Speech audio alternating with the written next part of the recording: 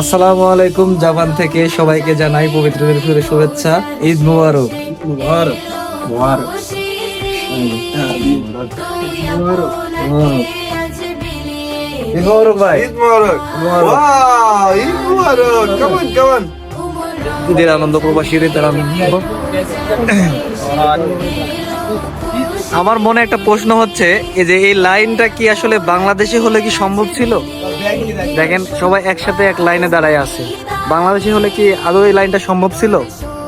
শুন ভাই, বিষয়টা হচ্ছে এটা আপনার বউ ছাড়া মনে হয় প্রথম ঈদ। কেমন লাগতেছে ভাই?